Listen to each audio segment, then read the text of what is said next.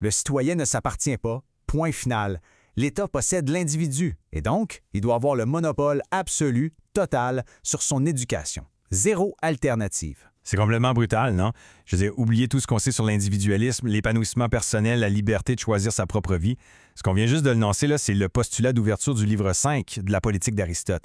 C'est non négociable pour lui. Exactement. Et pour vraiment saisir cette logique-là, il faut qu'on aborde ce texte sur l'éducation dans la cité parfaite comme un système philosophique hyper fermé. On va décortiquer ça ensemble étape par étape pour voir comment Aristote construit, ou plutôt programme, l'âme de son citoyen. C'est littéralement un manuel d'ingénierie humaine. Au menu aujourd'hui, on commence par le monopole de l'État, ensuite la grosse différence entre les connaissances libérales et les arts serviles, puis on aborde la suprématie du loisir et on enchaîne avec la discipline du corps, l'influence morale de l'art pour finir avec la censure et les rythmes parfaits. On y va? Section 1. Le monopole de l'État. L'idée de base d'Aristote ici, c'est le rejet catégorique de l'école privée. Tout passe par l'État. Ce n'est pas juste une question d'administration scolaire, c'est vraiment ontologique. L'individu appartient-il à l'État? Aujourd'hui, on prend pour acquis que l'individu passe en premier et que l'État est juste là pour garantir nos droits et nous servir. Mais pour Aristote, c'est carrément le monde à l'envers. L'image qu'il utilise en filigrane partout dans son texte, c'est le corps humain. Un bras coupé de son corps, ça ne sert plus à rien, ça n'a plus aucune raison d'être. Eh bien, le citoyen, c'est pareil. C'est juste une fraction d'un grand organisme qu'est la cité. Ta vie individuelle est 100% subordonnée à l'État. Ce qui veut dire que, si tu pousses la logique jusqu'au bout, réclamer une éducation privée pour ton enfant, c'est comme réclamer qu'un organe fasse bande à part. C'est le début d'une gangrène politique. Il résume ça avec une phrase qui donne presque des frissons. Ce qui est commun doit s'apprendre en commun. Il ajoute même que c'est une grave erreur de penser qu'on est maître de soi-même. Arrêtons-nous là-dessus 2 secondes parce que les implications sont énormes. Si l'État n'a qu'un seul et unique but, l'éducation doit être exactement la même pour tout le monde. Pourquoi? Pour que la Constitution survive. Point final. Si tu veux garder une démocratie, tu dois imprimer des mœurs démocratiques. Le programme scolaire n'est pas là pour t'aider à t'épanouir. Il est là pour télécharger le code source de l'État directement dans la tête de chaque enfant. Section 2.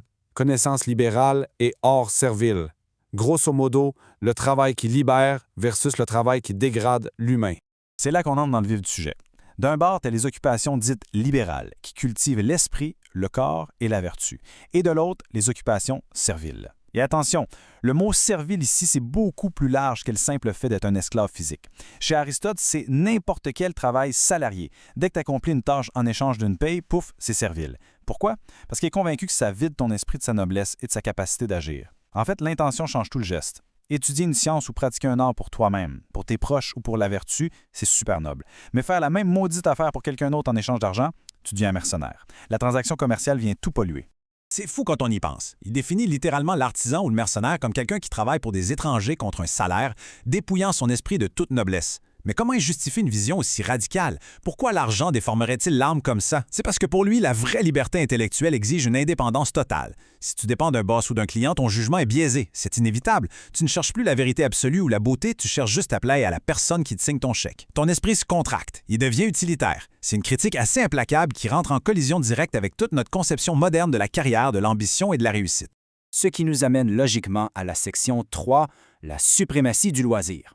Un concept qui va carrément à l'encontre de notre culture actuelle de la performance. Il faut absolument redéfinir ce mot-là. Le loisir ou skolé en grec ancien. Oubliez la fin de semaine passée sur le divan à jouer aux jeux vidéo ou à écouter des séries en rafale, c'est pas ça du tout. Non, ça c'est juste du repos ou du jeu.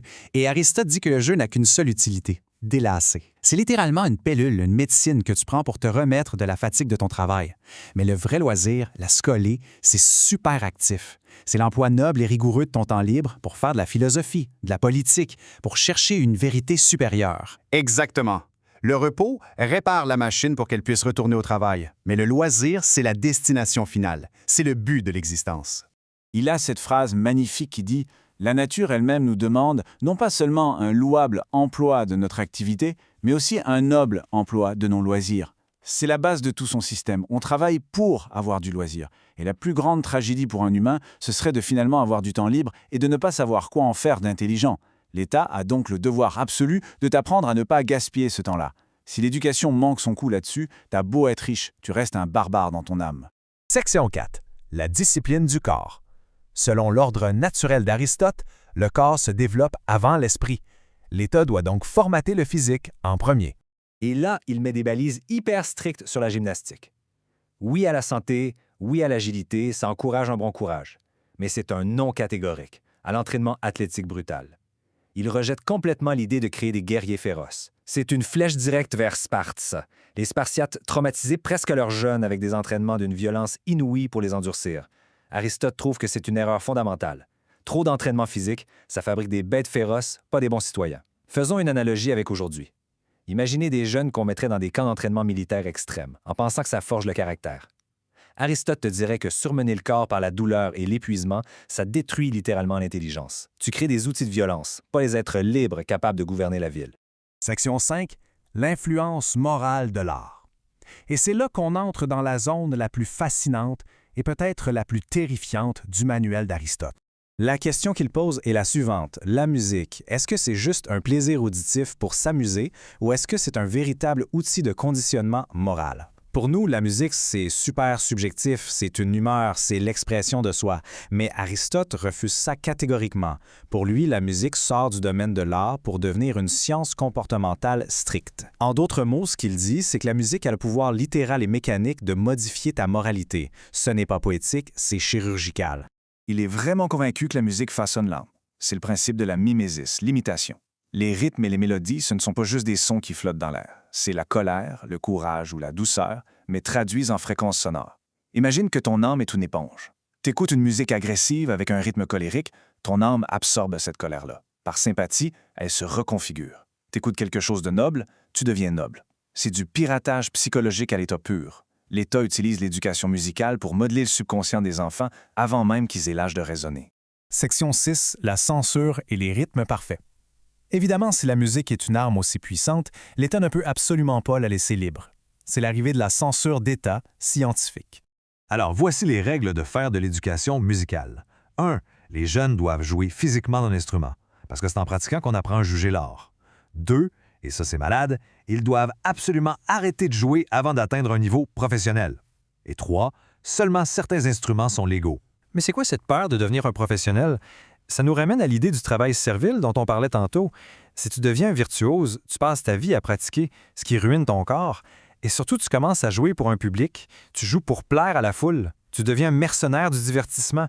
Ta pratique musicale n'est plus une quête intérieure, c'est devenu une performance servile. C'est quand même un gros paradoxe. Atteindre la perfection technique avec un instrument, pour lui, c'est une dégradation morale. Ce qui nous amène à la liste de ce qui est approuvé et banni par l'État. Approuvé, les chants moraux, le mode dorien qui inspire le calme et le courage, et la cithare. Banni, les modes musicaux passionnés qui déséquilibrent, la flûte et la fameuse habileté professionnelle.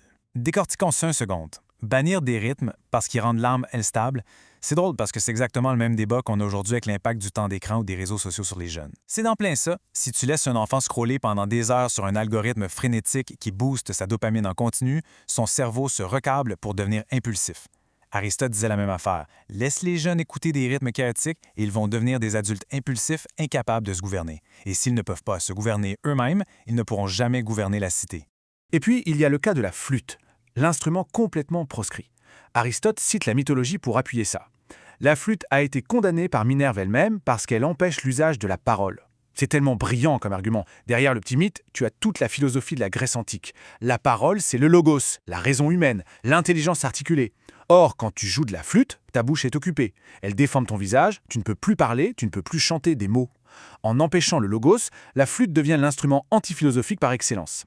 Elle stimule juste les émotions pures, l'extase, la transe, des pulsions irrationnelles qui n'ont aucune place dans la tête d'un citoyen qui est censé maîtriser ses passions avec sa raison. Ce qui nous amène vraiment à la grande question finale de cette explication, le gros vertige conceptuel de tout ce livre rêvé. Si l'État passe son temps à programmer chaque recoin de l'esprit du citoyen pour atteindre la perfection, est-ce que ce citoyen-là a réellement un libre arbitre? C'est troublant. L'architecture éducative d'Aristote est parfaite sur papier. Le corps, la musique, le temps libre, le rejet du travail salarié, tout est mathématiquement calculé pour fabriquer un être humain théoriquement parfait, courageux, rationnel, capable de philosopher. Sauf que cette perfection-là, c'est le produit d'un conditionnement d'État total. Il n'a pas choisi sa vertu. Elle a été infusée de force dans son cerveau par des rythmes musicaux approuvés par le gouvernement et une censure hyper stricte juste pour maintenir le système en place. C'est une perfection qui est paradoxalement terrifiante quand tu y penses. Ce citoyen parfait, c'est l'œuvre d'art suprême de l'État, mais par définition, une œuvre d'art n'est jamais libre. Ça laisse vraiment sur une grosse réflexion concernant notre propre conception de l'éducation et à quel point on est vraiment libre de nos choix aujourd'hui.